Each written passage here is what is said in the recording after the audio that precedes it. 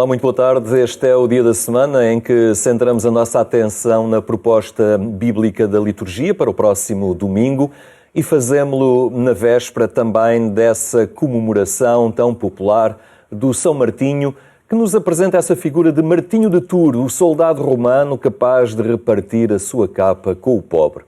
Também por isso temos hoje connosco o Padre Ricardo Barbosa, da Diocese das Forças Armadas e Segurança. Muito boa tarde, Padre Ricardo. Muito obrigado por estar aqui no programa Eclésia.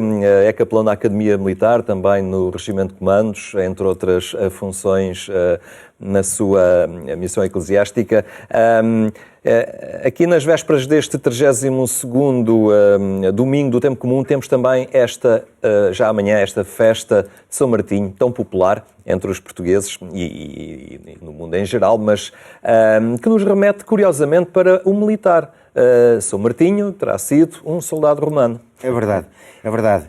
Um soldado romano que, tendo nascido no ano de 316, tanto quanto é possível datar, e que era filho de pais pagãos, portanto, que não tinham qualquer tipo de profissão de fé. Mas ele torna-se um catecúmeno, portanto, alguém que faz um processo de catequização, torna-se um catecúmeno fervoroso, recebe o batismo e isso levou depois, inclusivamente, a enverdar por a fundação de um mosteiro, onde se dedica, mais tarde, ordenado bispo e à frente da Diocese de Tours. A verdade é que é bem conhecido por todos nós, pela célebre história que, seja ela mais mítica ou menos, é ela sempre muito inspiradora para olharmos para São Martinho, não apenas para as castanhas, mas sobretudo para aquilo que é a partilha. Quando o outro necessita de mim, eu aí estou para o poder ajudar. O pobre que estava com frio e ele recorta a sua capa, depois esse pobre é o próprio Cristo, é algo até transversal na proposta do Evangelho, deste amor ao próximo, deste cuidado que temos que ter, que o crente tem que ter com o mais frágil. Sem dúvida, porque o próximo aparece-me de rosto despido. Pode vir com as roupas mais belas e dos tecidos mais nobres, mas o rosto está despido. Precisamente para que nós consigamos perceber que somos muito mais do que aquilo que vestimos e a pobreza, ela também tem muitas caras. E qualquer tipo de pobreza no Evangelho, seja ela do caráter mais material, mais espiritual, emocional, é sempre algo que Jesus nos procurou, não só procurou trazer-nos a sensibilidade para isso, mas também alguns caminhos concretos para chegarmos à superação dessas pobrezas. Vivemos hoje dias muito marcados, e uma vez que é capelão militar, pela atividade bélica que há mais de um ano nos irrompeu casa dentro, pelas notícias com a invasão da Ucrânia, mas agora mais recentemente também com este conflito muito agudizado em Israel. Curiosamente temos aqui um militar, São Martinho, que é o rosto de uma ação de paz, de cuidado para com o outro que está fragilizado, e não de ataque nem de agressão, muito pelo contrário. Convém não perder este horizonte, que é ainda hoje e permanece uma ação muito concreta dos militares, concretamente dos militares aqui em Portugal, que participam em muitas missões de paz. Sem dúvida. O militar não é, nem foi concebido para fazer guerra. O militar existe para proteger, para manter a paz, para proteger os seus cidadãos de um determinado país na sua segurança face àquilo que possam ser ameaças internas e externas. Porque às vezes nós temos a ideia de que é só as ameaças externas. Não, ameaças internas e externas.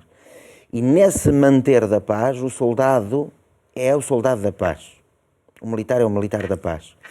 E assim o foi São Martinho realmente, ele inspira-nos a isso, de que a cultura da paz tem de ser construída não apenas pela ameaça, mas pelo diálogo, pela partilha, pela proximidade. E, de facto, os nossos militares portugueses são um exemplo concreto disso. Diariamente, não na mediatização da sua ação, mas diariamente em tudo aquilo que fazem, que às vezes é desconhecido da maior parte das pessoas, o trabalho diário que é feito em prol dessa paz, mas depois naquilo que é mais notório, mais mediatizado, que é de facto as missões internacionais, seja atualmente de uma forma muito expressiva na Roménia e na República Centro-Africana. Soldados da paz porque vão para defender pessoas que estão a ser ameaçadas, os seus bens, os seus poucos bens, na grande maioria, as suas vidas e, sem dúvida, defesa, muito mais do que em ameaça e ataque, mas defesa naquela perspectiva de que até aqui vocês poderão vir. A partir daqui, nós cá estamos para os defender. E depois aqui bem mais próximo, todo este envolvimento a nível da proteção civil, do cuidado da floresta, do resgate e salvamento, não é, na nossa costa, são presenças muito notórias. Sem dúvida, porque, como disse, se formos, por exemplo, à Força Aérea, vemos todo o espaço aéreo que é protegido, vigiado, controlado pela nossa Força Aérea. Se formos à Marinha, não só naquilo que é feito em terra, mas sobretudo no mar, com a guarda costeira, com o resgate, com o patrulhamento das nossas águas. E depois as forças terrestres, com o Exército, com o apoio à população, desde aquilo que são situações mais emergentes, mas no diário daquilo que é não só a formação de cidadãos como militares e que depois se transformarão em bons cidadãos com os seus princípios e valores e com esta consciência social de clima de paz e de boa relação com a população, mas efetivamente que se constrói todos os dias pequenos objetos de paz, pequenas infraestruturas que às vezes depois se tornam fundamentais para termos um país seguro, em paz, protegido. Padre Ricardo Barbosa desenvolve a sua missão neste meio castrense, militar, nomeadamente na Academia Militar, também no Regimento de Comandos, para além de outras participações. Como é que é ser esta presença de igreja? Por um lado, numa área que forma militares, como a Academia Militar, por outro, numa vertente diferente, que é uma tropa de elite. Os militares são mais sensíveis do que nós imaginávamos, não é? E se calhar eu próprio, antes de conhecer esta realidade castrense. Os militares são homens e mulheres com uma consciência de serviço muito apurado, porque eles realmente estão ali com muita abnegação. Naturalmente tem o seu vencimento, podemos discutir se é mais justo ou menos justo, não é isso que importa. Importa é a atitude. Eles são sensíveis, inevitavelmente também têm uma vertente bélica. Tem que pegar uma arma, tem que saber dar tiro, tem que proteger a sua população, tem que entrar dentro de um teatro de operações onde a guerra existe e, se for necessário, pois, combater. Mas eles são sensíveis e são muito mais despertos, às vezes até, ao divino, ao mistério, do que, se calhar, outras pessoas que no seu cotidiano não têm esta vertente. Porque, sendo tão sensíveis, eles também têm esta consciência de que a sua ação, muitas vezes, passa por ameaça, passa por fazer valer a força a alguém. E eles vivem e convivem com essa dualidade de dimensões e, portanto, eles têm que crescer. E isso faz muitas vezes também abrir-se a esta dimensão de Deus. Não são insensíveis e buscam, porque Deus pode lhes dar muitas vezes a serenidade que a sua ação nem sempre lhes traz. Para isso tem contribuído também muito para reforçar esta proximidade e esta atenção a esta sensibilidade pelo transcendente, a presença dos capelães militares nos teatros de operações. É uma aposta da Diocese das Forças Armadas e Segurança que o capelão acompanha estes homens e mulheres, mesmo nas regiões do mundo onde eles podem entrar mesmo em teatros de operações, não é? É uma frente de objetivo da Diocese das Forças Armadas, mas devo dizê-lo, é algo que é muito pedido pelas FIAs das Forças Armadas e das Forças de Segurança. os militares e os polícias têm consciência da dimensão humana do sacerdote e da presença que isso significa. E, portanto, eles próprios querem o capelão. Querem o capelão porque o capelão é o amigo de todas as horas. É aquele que os compreende, que não os julga, é aquele que está presente mesmo nas situações mais difíceis, que procura na serenidade da sua vida também trazer serenidade à vida da pessoa, de todos aqueles que servem as dioceses, as Forças Armadas, as Forças de Segurança. E por isso é um duplo movimento. Nós propomos-nos estar e queremos estar e eles pedem-nos muito que estejamos. Portanto, é uma presença querida.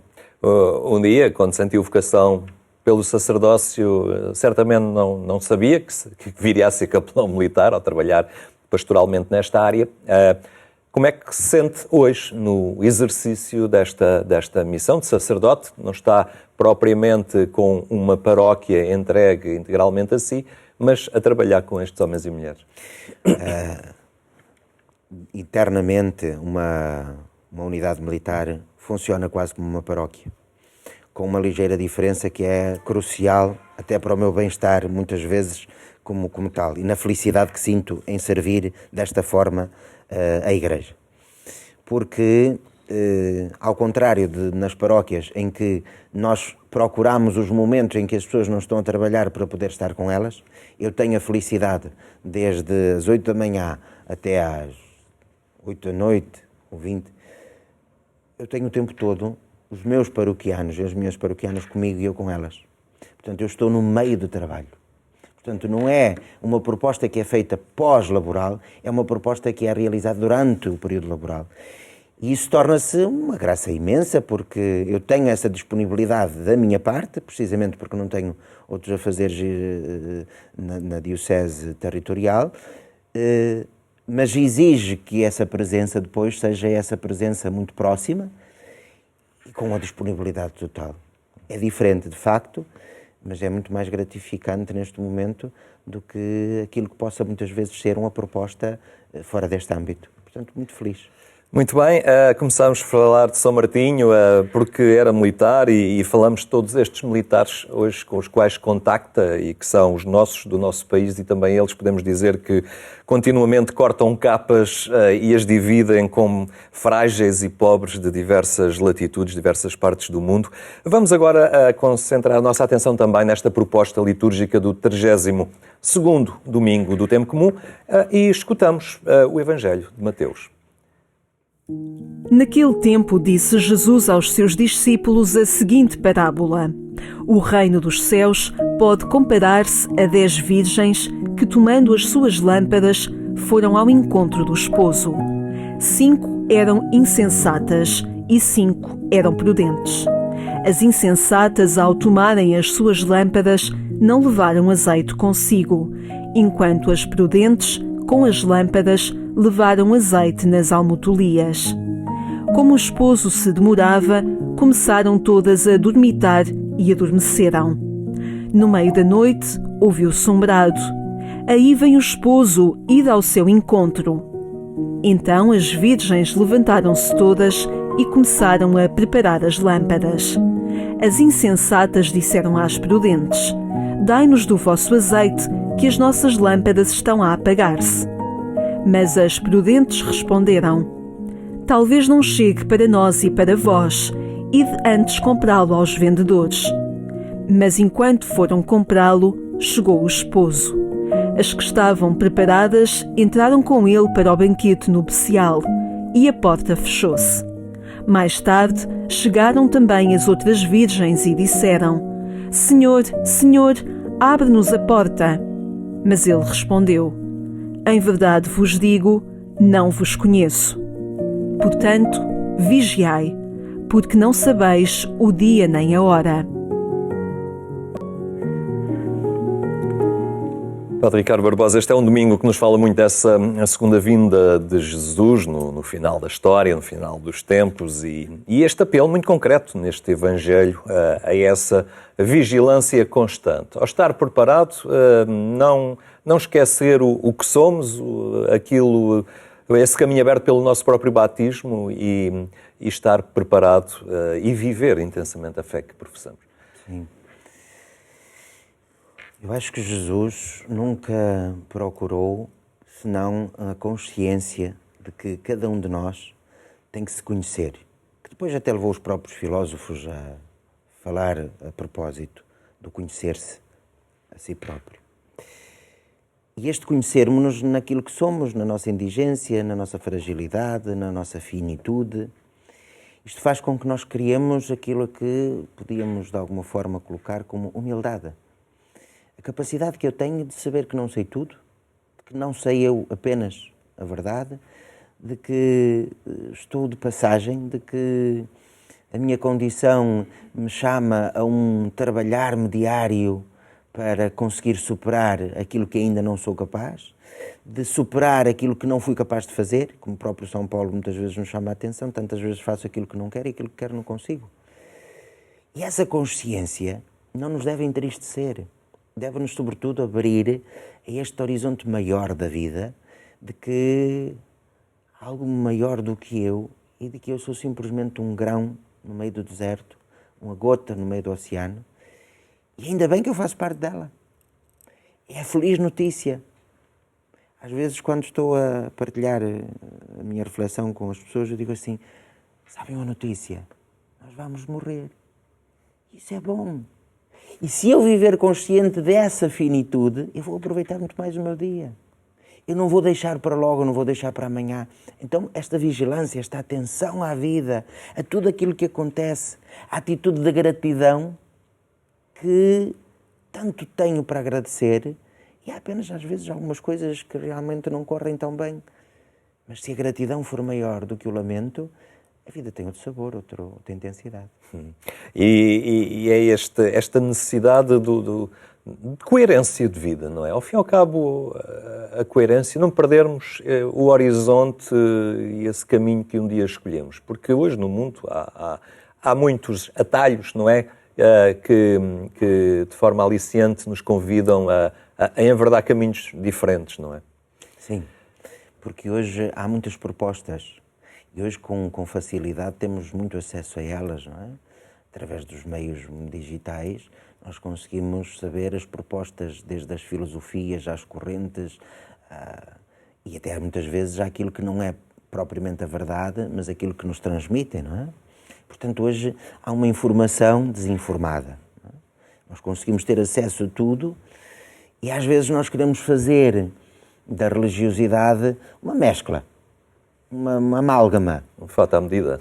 Exatamente. Portanto, eu vou buscar, eu gosto disto, vou buscar ali, vou buscar ali, vou buscar ali, e depois faço a minha própria. Então há uma enfatização, a minha fé. A minha fé. De facto, ela é a minha na medida em que eu me aproprio dela, no sentido em que aproprio-me, no sentido em que a integro na minha vida e a partir daí eu a professo em palavras, em gestos, em sentimentos. Portanto, é aquilo que eu sou, não é aquilo que eu faço. Mas, de facto, é perigoso hoje viver sem essa coerência. E é fácil cairmos nessa falsidade, vamos dizer assim, porque depois não tem substrato, não tem alicerce. É preciso a sabedoria, não é? A sabedoria de que nos fala esta primeira leitura, do livro da sabedoria, concretamente, que é esta sabedoria que está ao alcance e que nos é disponibilizada por Deus e que podemos recorrer a ela. Temos que ter também essa capacidade e essa disponibilidade para a acolher. E a sabedoria, com o livro da sabedoria, do capítulo 6, que hoje podemos escutar e que no próximo domingo vamos ter a oportunidade de proclamar, é que é um exercício que eu faço, mas eu não estou simplesmente à procura, ela também me procura a mim. Portanto, é um duplo movimento. Quando eu a procuro, ela já me encontra. Só que é preciso ter essa capacidade de procura. E às vezes procurar é o suficiente. Amá-la, a sabedoria, é o suficiente. A única coisa que se calhar nós hoje, ao contrário do tempo em que o livro era escrito, o livro da sabedoria, é que hoje há muitas propostas com a etiqueta da sabedoria. E, portanto, é preciso haver, como dizíamos, esta consciência de que eu procuro-a, mas devo também, de alguma forma, procurar os pontos necessários para saber que estou a procurar de forma correta. A segunda leitura de Paulo aos Tessalonicenses, então, também ele lhes fala dessa vinda definitiva de Cristo no fim dos tempos, e aí aqueles que permanecerem fiéis, não é? Estarão em condições de se encontrarem definitivamente com este Deus. E leva-nos à fidelidade e à esperança, porque a fidelidade sempre foi algo, desde o livro do Gênesis, que Deus, Eva e Adão, a fidelidade, no sentido em que eu faço uma adesão de coração e mantenho-me com perseverança. Mas isso exige também da nossa parte esperança, porque é fácil nós desistirmos e por isso perdermos e quebrarmos a fidelidade se nós não tivermos esperança. E a esperança cristã não é a esperança de quem espera, quem cruza os braços e está à espera que aconteça alguma coisa, não. A esperança de quem se coloca a caminho. A esperança de quem tem uma ação nessa esperança, nessa capacidade de confiança, mas de que se coloca a caminho. Então, se houver esperança de que eu não valho sozinho, de que preciso dos outros e preciso de Deus, de que é um caminho que é feito neste duplo movimento, eu que vou ao encontro e Deus que vem ao meu encontro, e de que eu tenho a minha responsabilidade, de que não digo apenas alguém tem que fazer alguma coisa, não, eu faço aquilo que me está ao meu alcance, é mais fácil manter a fidelidade, porque eu torno parte da solução e não apenas olho para o problema. Muito bem, Padre Ricardo Ordaz, muito obrigado por esta partilha, também por conhecermos melhor a figura de São Martinho e percebermos a presença deste São Martinho em tantos militares, tantos homens e mulheres que integram o nosso exército e os vários ramos das Forças Armadas e de Segurança, e que são esta presença próxima também de quem sofre e quem está fragilizado e na insegurança em tantos casos. Muito obrigado pela sua presença. Obrigado pelo convite. Lembro ainda que amanhã, poucos minutos após as 6 da manhã, pode acompanhar na Antena 1 ainda a edição rádio do programa Eclésia.